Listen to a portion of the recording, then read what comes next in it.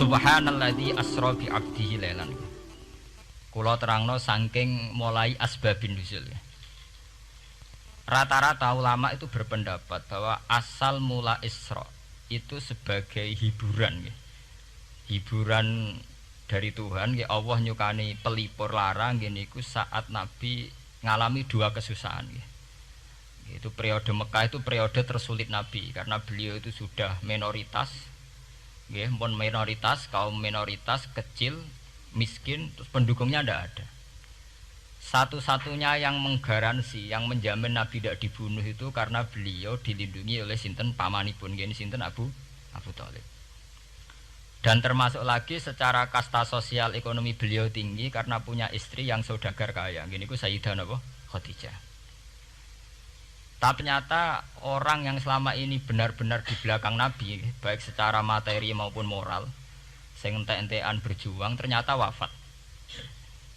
Khadijah Abu Thalib wafat. Terus dikenal tahun itu tahun Amul Husni, tahun kesusahan.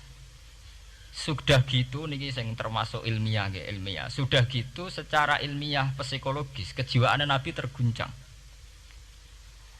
Niki rungokno tenan niki ngaji nggih. Terguncang itu karena secara mitos nggih, keyakinane tiyang Arab niku pun kadung kedikte embek keyakinan yang ditanamkan ulama-ulama Yahudi dan Nasrani. Nggih, kula baleni malih nggih.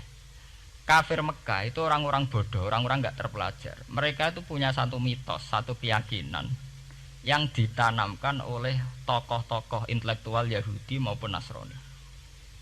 Apa keyakinan itu? Bahwa kenabian itu yang paling mungkin kalau orang itu dari turunan Bani Israel. Orang mungkin Nabi kok ora turunane wong Yahudi utawa wong Nasrani. Sehingga ketika Nabi mendakwahkan diri sebagai Nabi, mereka bilang antakulu innama unzilal kitabu ala ta'ifataini min qablina. Nak jenenge wahyu harus tidak jauh-jauh sangka turunan-turunan Yahudi. Sebab itu banyak cerita di Quran, cerita konsultasine tiyang kafir Mekah nggih pada tokoh-tokoh Yahudi.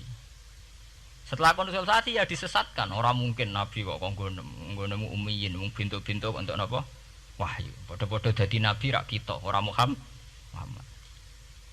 Ini kalau cerita sejarah. Sehingga saat Nabi ngaku Nabi, niku kayak sudah jadi mitos. Nabi itu tidak boleh jauh-jauh dari Palestina. Karena Nabi Ibrahim orang Palestina, Nabi Isa orang Palestina, Yahya Zakaria juga orang Palestina. Nabi Musa juga orang Palestina. Semuanya itu tidak jauh-jauh dari komunitas Baitul Aqsa. Ini ku masjid Baitul Maqdis atau Baitul Muqaddas. Lah itu wong kafir pinter. Saking kepengen nyudutno Nabi Muhammad itu sampai Nabi mesti ning Palestina. Ya mesti roh cerita-ceritane Nabi ning Palestina. Lah kowe apa tau roh Palestina? Wis tuwakoke detail-detail. Nek kowe pancen roh iku pintu masjid ning Palestina Baitul Aqsa jumlahe piro? Terus madhepe ning ndi wae. Jadi bahwa Nabi ngeklaim diri sebagai Nabi yang bisa membaca malakutas samawati, baca alam-alam gaib. Niku dites nek iso tenan saiki aku takok jumlahe pintu Baitul Maqdis piro. Nah, niki peringatan kangge santri-santri bahwa semua nabi itu di luar dites fisik. Artinya zaman Nabi salat ning masjid kayak teletong unta terus disiksa Abu Jahal itu hanya ujian-ujian fisik. Tapi di luar itu sebetulnya Nabi juga mengalami ujian-ujian intelektual. Ya kayak cerita-cerita di hadis sahih, Nabi itu sering didatangi orang Yahudi ditanya, "Mat, saya punya 5 pertanyaan. Yang tahu itu hanya Nabi. Kalau kamu bisa jawab ya Nabi, kalau enggak ya tidak Nabi." Termasuk takokane, apa pertama yang dimakan ahli jannah saat masuk surga? Takokane aneh-aneh. Terus kenapa anak itu kok kadang mirip bapaknya, mirip ibunya? So, takut aneh-aneh. Dan itu berlanjut terus sampai Nabi di periode Madinah. Nah sebab itu Nabi itu secara intelektual itu diasah Tuhan lewat proses Isra. Di mana Nabi saat itu secara fasih bisa menjawab jumlah pintu Masjid Aqsa sekian. Perilaku Nabi Musa begini. Wajahnya Nabi Musa begini, wajahnya Nabi Ibrahim begini. Sampai di hati-hati sahih Nabi bisa menjelaskan detail. Nabi Musa itu rambutnya kayak ini, wajahnya kayak ini, ada mutiwal. Itu detail sekali Nabi. Sebab itu di sini diterangkan oleh Imam Suyuti, peristiwa Isra adalah peristiwa di mana Nabi berjumpa para sinten Nabi. Itu asal usulnya kenapa? Karena sudah kayak menjadi mitos, Nabi itu tidak boleh jauh-jauh dari tradisi Yahudi, tradisi Palestina. Paham ben sampean roh asal usulnya. Tapi kemudian asal usul itu sebetulnya hanya sementara, hanya permainan politik. Mau sampean ben roh sejarah, permainan politik, manipulasi politik. Sebetulnya Nabi itu ya tidak jauh-jauh dari beliau adalah keturunan Israel. Israel itu bukan menunjuk sebuah negara loh, sampean pun salah paham. Israel dalam bahasa Quran itu menunjuk auladi Yakub. Israel menjadi negara kan baru kemarin setelah diberi kemerdekaan Inggris, paham ya? Israel sebagai negara kan baru apa? Kemarin. Sehingga istilah Israel di Quran maupun di hadis adalah menunjuk auladi Yakub. So intinya di antara anak Nabi Yakub ono jenenge Yahuda. Yahuda di turunan-turunan itu Bani Yahuda niku diarani Bani napa? Israel. Ternyata setelah dirunut Nabi Muhammad itu tidak beda jauh dengan keluarga Israel. Karena Nabi adalah turunannya Nabi sinten Ibrahim. Oke. Nabi Ibrahim niku gada putra kalih sing gada turunan gini ku Ishak kalian Ismail. Ismail kalian Nabi Ibrahim disalap teng Mekah.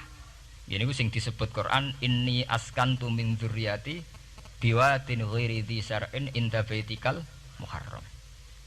Terus saking Nabi Ismail nurun-nurun ngantos Sayyid Adnan. Ya, mulane nak teng berjanji disebut wa adnanu bila bin intadzabil ulumin nasabiyya ila dzabihi Ismail nisbatuhu wa muntama. Secara teori ilmu nasab Sayyid Adnan jelas-jelas wa adnanu bila bin intadzabil ulumin nasabiyya ila dzabihi Ismail nisbatuhu wa muntama. Tapi yang menjadi masalah, yaitu tadi saya sudah bilang, seakan-akan Nabi Muhammad itu orang yang benar-benar berbeda dari dinasti itu, dari keturunan itu. Karena orang Yahudi, orang kafir Mekah di kepentingan menggagalkan kenabian Muhammad, sehingga dilecehno Muhammad bin Abi Kabsah. Oh Muhammad sing cilik di rumah tukangan wedhus. Jadi, kowe nak seneng kiai kan. Inna akramakum indawi atqakum. Cek Ben Karlan, cek Karmin pokoknya takwa ya kiai. Tapi nak lagi gedeng kiai iku kan. Anake Karlan kok kakean tingkah. Lah dhisik wong Mekah ya ngoten niku. Dadi nak muni Muhammad bin Abdullah bin Abdul Muthalib cek terhormat. Mereka adalah orang-orang bangsawan di seputarku Quraisy. Nabi itu kastane Quraisy. Jadi kalau Muhammad bin Abdullah bin Abdul Muthalib cek ketok terhormat. Wong kafir pinter nang istilahna ora Muhammad bin Abdullah. Muhammad bin Abi Kabsah, mergo cilike Nabi tau dirumat, cara kene ya Karlan ning penjero desa. Mulane Nabi tau angon wedhus, mergo tau de bapak angkat sing tukang napa? Wedhus. Lah wong Mekah pinter, dididik wong Yahudi. Kuwi nek istilahna aja Muhammad bin Abdullah bin Abdul Muthalib, iku cek kekerenan, terlalu napa? Keren. Jadi Muhammad bin Ibnu Abi Kabsah. Di wong nak seneng Pak Harto kan Soeharto jenderal besar. Nek sing gedeng wong kemusuk kan terus repot. Terus nyebut desa asli ini asal nak seneng bupati ya jadi bupati orang nomor 1 di Bojonegoro nak gedeng golekno asal usule sing ngoten mun sunatullah mulai riyen sampai kiamat ya sunatullah lihat ikut kelas napa mengkobel walanta jadi sunnatil lain napa tabdila ya akan begitu. Nah sehingga peristiwa Isra itu satu peristiwa rohani ya. Selain peristiwa rohani nanti akan diwajibkan sholat, juga ada peristiwa intelektual, ada pengajaran intelektual bahwa semua nabi itu harus punya tradisi yang sama, punya karakter yang sama. Sehingga nabi dalam proses Isra itu dipertemukan dengan Nabi Ibrahim, Nabi Musa, nabi-nabi yang lain. Dan diskusi di situ juga ada diskusi-diskusi. Paham ya? Niki penting ya, penting kalau terangaken karena kalau tanpa tradisi yang berkelanjutan ya, sing disebut tenggene thariqah jenenge as-sanad al-mu'tabar, sanad sing mu'tabar utawi nak tenggene pondok-pondok kitab disebut sanad sing muttasil. Ini nanti semua tradisi kenabian akan melenceng. Kalau melenceng itu ngeri. Karena setiap orang mesti gada subjektivitas sendiri, punya versinya sendiri. Sehingga semua nabi harus model istilah politik itu punya platform yang sama, punya karakter yang sama, punya model yang apa? Sama. Nah, sebab itu secara intelektual Nabi Muhammad itu dikenalkan oleh karakter para nabi-nabi dulu. Nggak detail. Satu Quran 30 juz. Andai kan sampai hafal Quran. Sampai ngurunut sejarahnya coba. Kita ini kan kadung dibentuk. Artinya kita ini ya alhamdulillah sudah kadung kebentuk, tahu sejarah para nabi. Tapi asal usulnya kita tahu lewat kitab yang namanya Al-Quran. Supaya apa? Nabi Muhammad itu dibimbing bahwa Quran atau ajaran beliau benar-benar musaddiqal lima baina yadeh, benar-benar selaras dengan ajaran sebelumnya. Mulai ajaran yang bersifat samawi sampai hal-hal yang basariyah, yang menyangkut tabiah apa? Basariyah.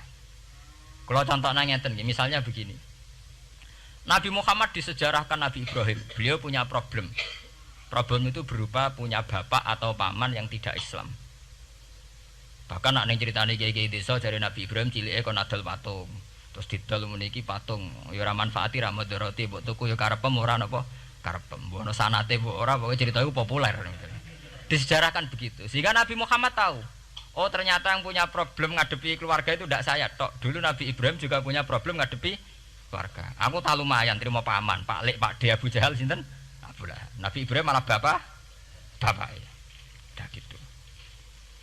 Setelah itu juga diceritakan tentang Nabi Nuh, Nabi Lut, seorang nabi besar yang punya nasib sial, yaitu istrinya pengkhianat. Mereka jadi kiai di bojo judes itu tidak masalah. Mulai terima kiai di bojo judes biasa. Ya itu tadi Nabi Nuh, Nabi Lut itu lebih ngeri ketimbang itu di bojo napa? Mboten kebenaran. Kita kan paling dicoba bojo judes kan ringan banget. Paling banter mecano piring gelas itu murah banget. Begitu terus. Nabi Musa juga gitu. Diceritakan Nabi Musa, beliau adalah seorang sosok Bani Israel yang temperamental. Ya basariah sekali. Saking temperamentalnya ketika tukaran ya jotos. Karena nak kiai temperamental kadang jotosan ya ono sanate ya Nabi Musa ku nak tukaran ra cocok napa? Jotos. Fawakazahu Musa faqada alai. Artinya ya basariah sekali. Cerita ABG ini kubire nggih wonten saat beliau melarikan diri lala ketemu cewek loro. Ya ora wentise barang Nabi Musa, waduh mari maksiat ae terus kan. Wadek aja mlaku ning ngarepku. Nah kena angin aku roh sikilem mari nafsu. Aku nabi kok nafsu barang kan ra pantes. Nah ngono ke mlaku guriku. Ya basariah sekali itu sampai detail. Terus ketika itu terus disuaka politik oleh Nabi Syuaib.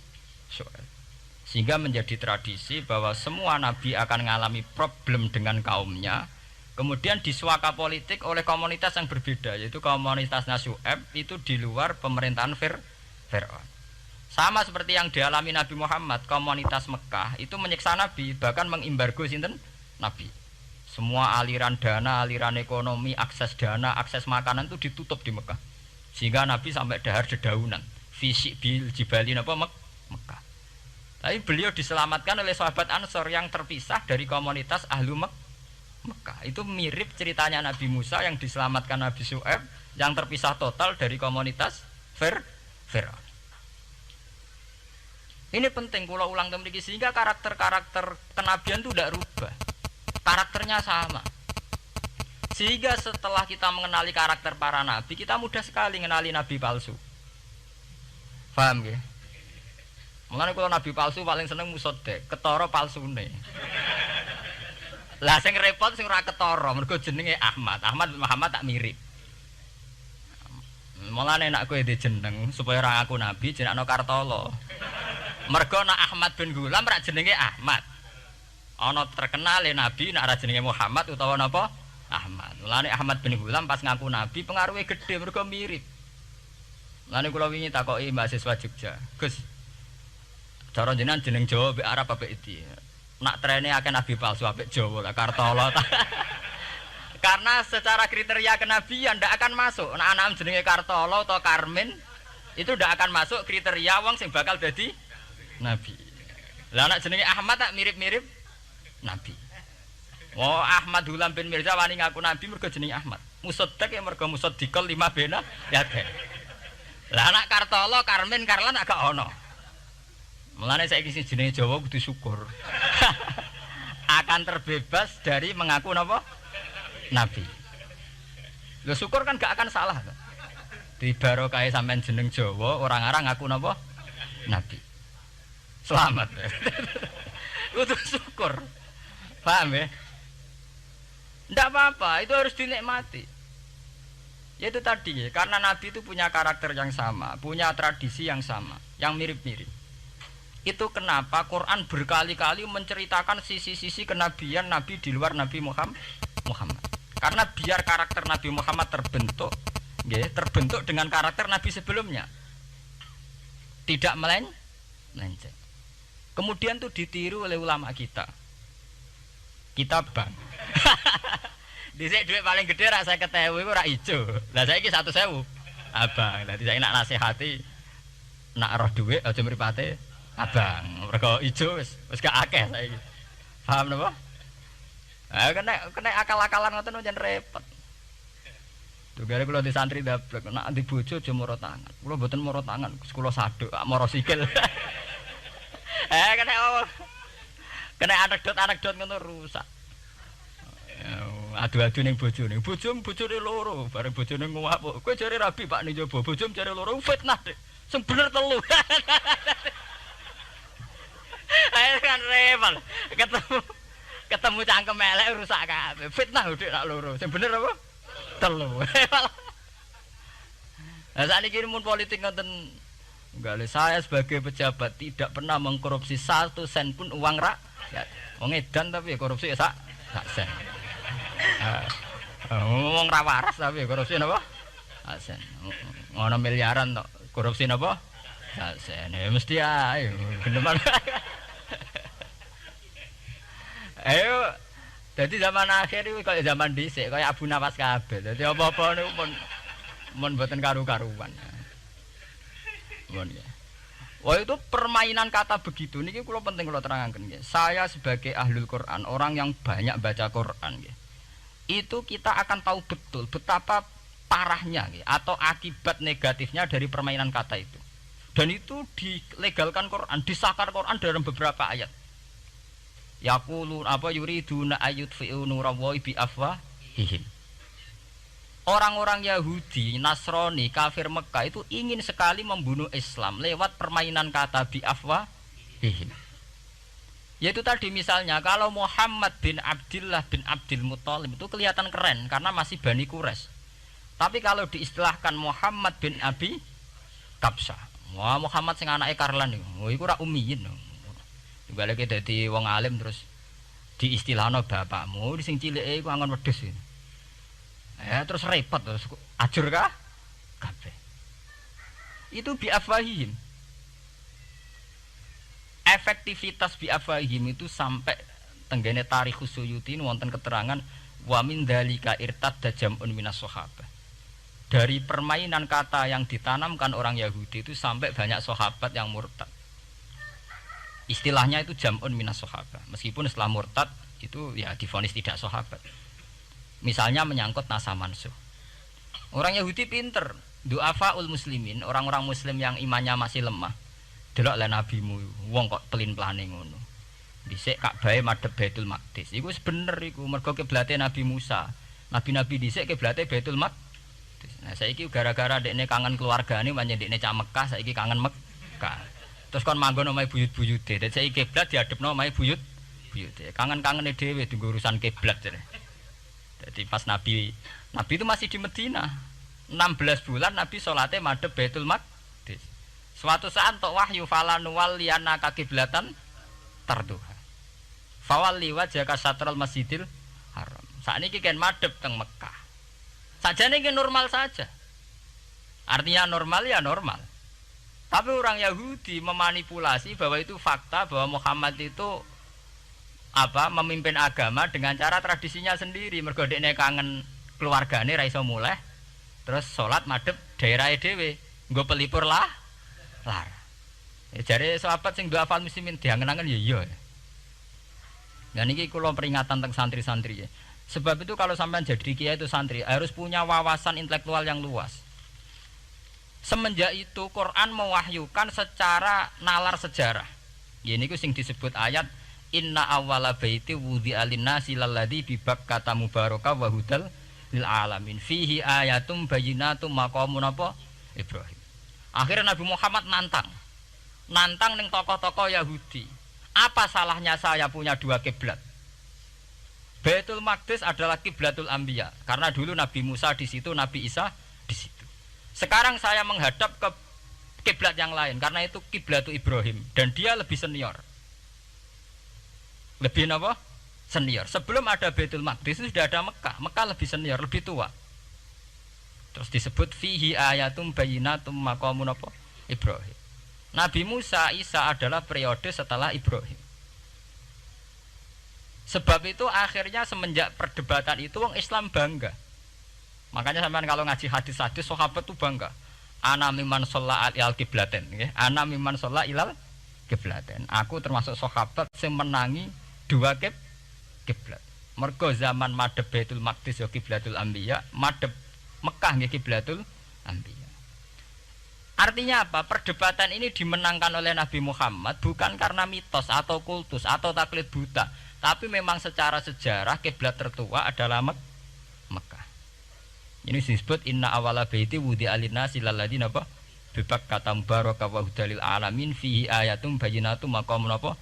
Ibrahim. Artinya Quran tidak pakai teori mitos.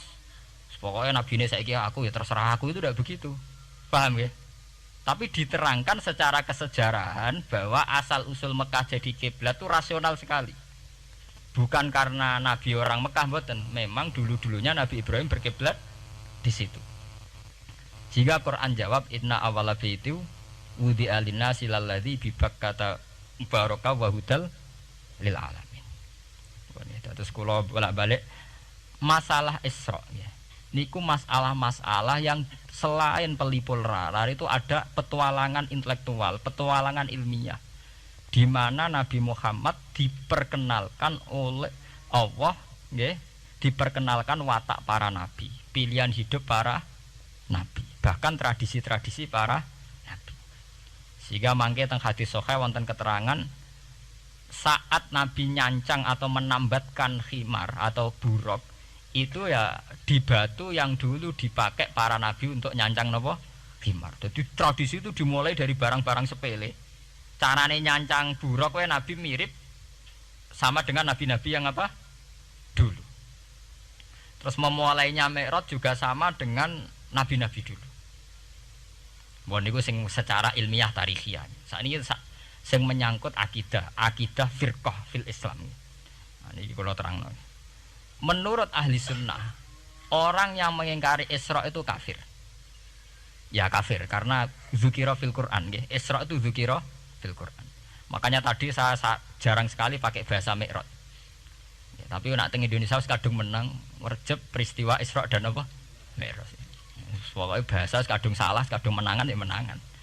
Wis kadung istilah Isra dan apa? Mi'raj. Sebetulnya yang disepakati ulama itu hanya Isra.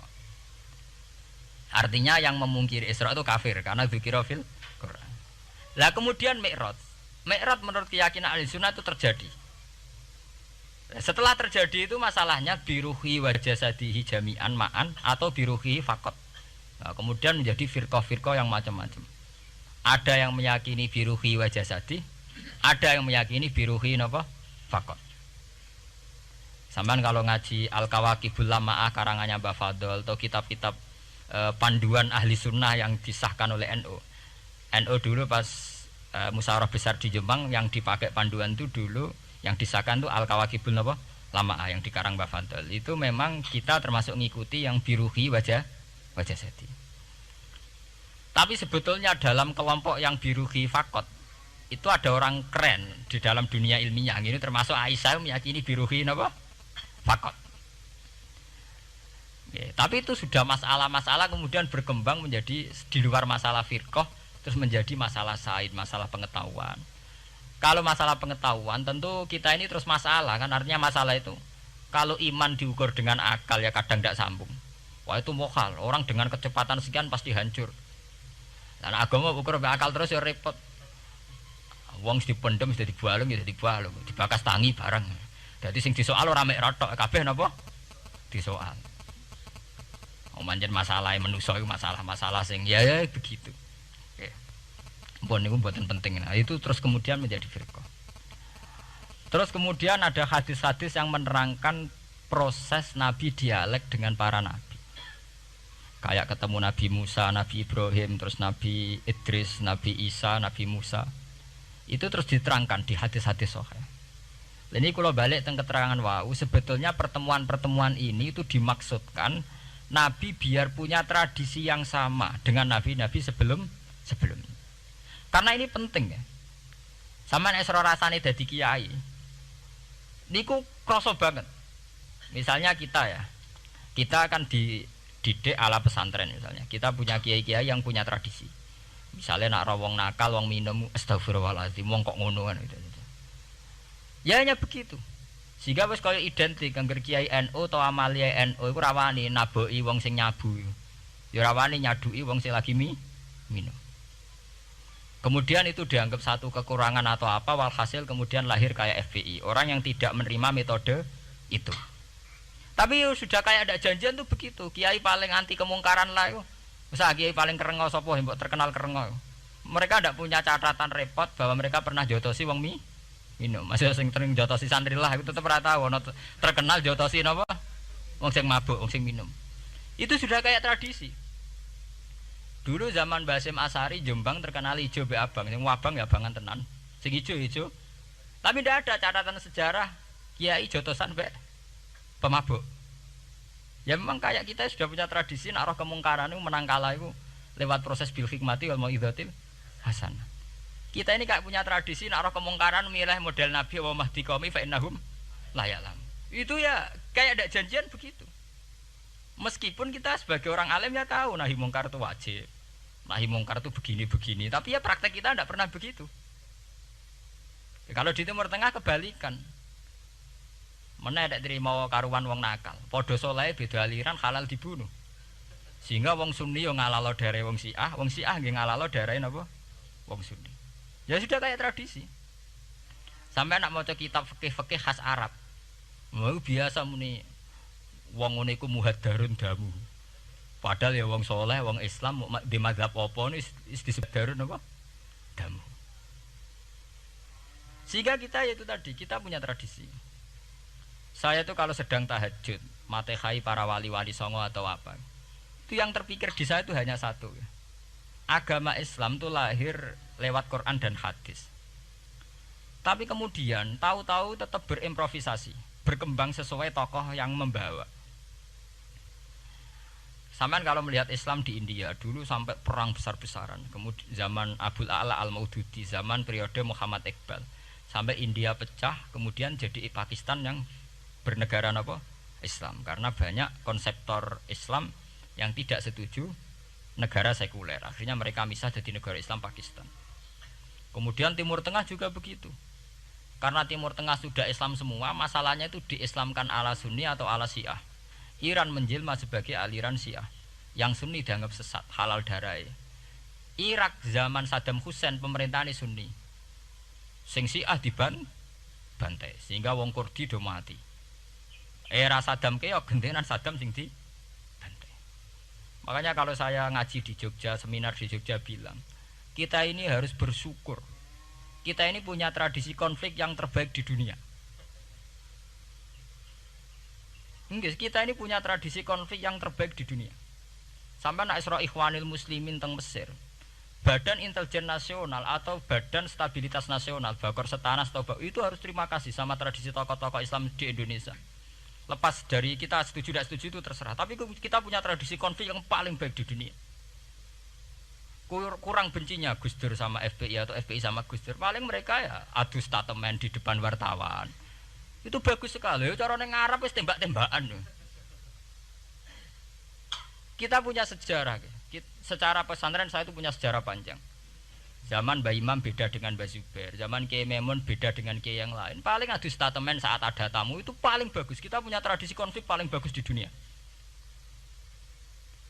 Kayak apa mangkalnya orang NU saat Gus Dur diimpis, dipecat. Tapi habis itu ya sering seminar ketemu Amin Rais. Ya mereka adu polemik, ini tidak konstitusional, ini apa. Gus Dur nggawa jurus dekret. Sing sitok nggawa jurus sidang istimewa. Nah, kurang serem sidang istimewa dilawan sidang luar biasa. Pokoknya agak istilah sing serem-serem. Tapi tidak saling bunuh loh, sampean harus syukur loh. Selama ini orang awam sering bilang, "Loh kiai kiai kok tukaran?" Sampean bandingkan di Timur Tengah, jenenge tukaran mesti tahdirudam.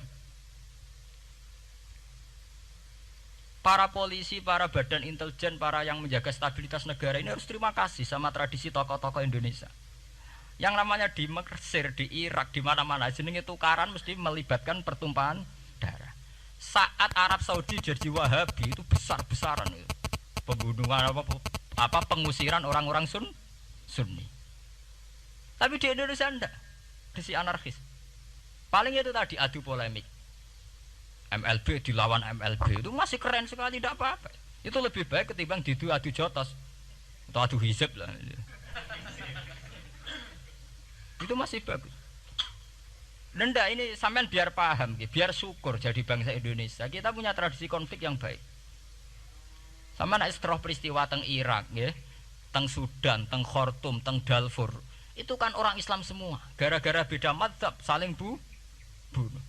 Di Mesir ya gitu, Ikhwanul Muslimin dengan pemerintah dan sebagainya. Hatta saya sebesar Sayyid Qutb, sing tokoh populer mohon gak budute mboten jelas. Di Indonesia bagus sekali. Kita menangi zaman secara sejarah, kita menangi bedanya dulu Ahmad Hasan dengan tokoh-tokoh NU. Kulo nu menangi secara sejarah sering baca. Terus zaman anyar-anyarane NU asas tunggal, bedanya Gus Dur dengan Kiai As'ad. Sak mangke bedane PKB dua versi. Mereka menyelesaikan secara beradab. Lewat pengadilan, kok pengadilan kalah lewat MA, beradab sekali. Kita harus bersyukur. Dibanding penyelesaian konflik kayak di Irak, kemudian ngundang Amerika, akhirnya sekarang kacau balau. Di Timor Leste yang latihan bikin rambut hurta disuduk. Indonesia paling banter ngobong fotonya SBC. Ya masih terhormat lah, masih artinya masih beretika. Kita harus syukur punya bangsa yang beradab. Wong ras tujuan antar kiai ya rasan-rasanan. Kiai kok ngono, sing tok lho kiai kok ngono. Engko sing kiai tengah-tengah ayo ana sing ngono, ana sing ngene dadi. Sing ra melok-melok biasanya terus milih amane, ya ana sing ngono, ana sing ngene. Jadi artinya kita yang baik. Saya itu berkali-kali ngaji. Sampean kalau sering baca Quran dan menghayati, artinya orang baca Quran pelang-pelang rara karepe menghayati. Saya itu sekarang sesadar-sadarnya, saya masih belajar. Ini jamaah sini harus tahu. Saya hingga detik ini masih belajar. Entah itu lewat belajar baca Jalalain atau belajar merenung maupun belajar lewat yang lain. Quran itu dulu ya sering nyebut begitu itu saya tidak paham. Sekarang itu saya paham, tambah paham. Misalnya di juz 4 ada istilah ikhwanan. Orang mukmin disuruh ingat peristiwa-peristiwa yang dulu saling kuntum a'daan fa'allafa baina qulubikum fa'asbahtum bi ni'matihi napa ikhwanan. Dulu kamu bermusuh-musuhan yaitu antara kelompok Aus dan Khazraj. Gara-gara barokatul Islam sekarang kamu menjadi ikhwanan. Menjadi bersaudara. Sampean kalau melihat TV merunut konflik di Irak, sering ada bom bunuh diri, itu kan ada asal usulnya. Memang sekarang orang menimpakan kesalahan itu pada pasukan multinasional yang dipimpin Amerika dan Inggris. Tapi sebetulnya ada usul-usulnya. Sampai Amerika bisa masuk karena orang Irak tidak ikhwanan. Tidak apa? Yaitu ada Syiah, ada Sunni, mereka saling menikam, saling bunuh. Sehingga karena ada ikhwanan ini pihak ketiga masuk, yaitu tentara multinasional. Makanya saat di Jogja ditanya, cara jenengan sebuti menyangkut Ahmadiyah, menyangkut konflik di Jakarta, saya bilang sekarang setiap orang bikin from apa forum, yaitu baik kalau niatnya baik-baik. Tapi andaikan saya ditanya Tuhan nanti, hak kowe iku kelompok apa? Pokoknya angger NU atau Muhammadiyah aja mayoritas, aku milih salah sitok iku. Bukan karena saya oportunis milih yang besar, itu lebih baik, lebih maslahat. Karena kalau setiap orang merasa benar bikin kelompok sendiri akan menjadi kelompok banyak. Dan saat menjadi kelompok banyak, tentu konflik itu lebih tidak terpola. Tidak apa? Terpola. Umpama Hasim tukaran mbek Din Samsudin itu terpola. Tapi nek angger wong ngrasa duwe ketua dhewe tidak terpola. Bagaimanapun ikhwanan harus disyukuri. Nggih, dalam kondisi berteman. Sebab itu Nabi sering ngendikan ilzamu jamaahirul muslimin wa man sadza sadzafin. Mbok kamu itu ikut kelompok mayoritas saja. Jamaahirul muslimin cara bahasa netralnya mbok ya kamu itu ikut kelompok mayoritas saja. Karena kalau orang merasa benar kemudian bikin kelompok sendiri itu tidak ada selesainya. Lah akulah cara nuruti GR sebagai kelompok dhewe. Wong aku ya di umat, di pengaruh sing nyucup wis akeh. Tapi kalau semua orang merasa begitu kan repot nanti. Mursyid di kelompok dhewe, tukang toreko di kelompok dhewe, tukang ngaji di kelompok dhewe. Model kitab pirang-pirang sesuk ana jamaah Jalalain, jamaah Muin, jamaah Fathul Wahhab. Nek sing iso ngaji jamaah tahlil, jamaah istighosah. Ora ana bar itu. Saya tuh kalau ditanya di Jogja, meskipun saya kritis, artinya kritis itu mungkin terhadap satu fenomena kita tidak setuju atau Muhammadiyah dalam banyak hal atau satu dua hal. Itu tidak menjadi alasan kita untuk tidak mengikuti mainstream. Karena kalau mainstream ini dilanggar, itu kita tidak akan ikhwanan. Dan akibat negatif dari tidak ikhwanan adalah kayak kasus Irak. Iran itu kenapa tidak mudah diserang Amerika padahal punya nuklir? Karena mereka seragam Syiah semua. Itu lebih gampang, lebih susah. Lawan itu apa? Susah. Arab Saudi juga mudah diadu karena karuan seragam Wahabi semua. Kita tidak bicara itu ya akidah. Mungkin kamu bisa debat Wahabi itu benar apa enggak. Tapi karena relatif aman, nggak diacak. Indonesia juga gitu. Kenapa tidak banyak konflik? Karena orang itu Islamnya kalau udah NU ya Muhammadiyah. Mbak cocok ra cocok mbak milah. Itu lebih mudah. Ketimbang ada faksi-faksi baru kemudian stabilitas menjadi tambah kacau. Lalu kalau niku saya loh ya, saya pribadi menghimbau. Melihat ayat itu dihitung Tuhan sampai Allah ngendikan apa if kuntum a'daan fa'allafa baina qulubikum fa asbahtum bi nikmatihi napa. Kekuatan sebuah negara itu bukan karena senjatanya canggih, tapi karena rakyatnya tidak benci.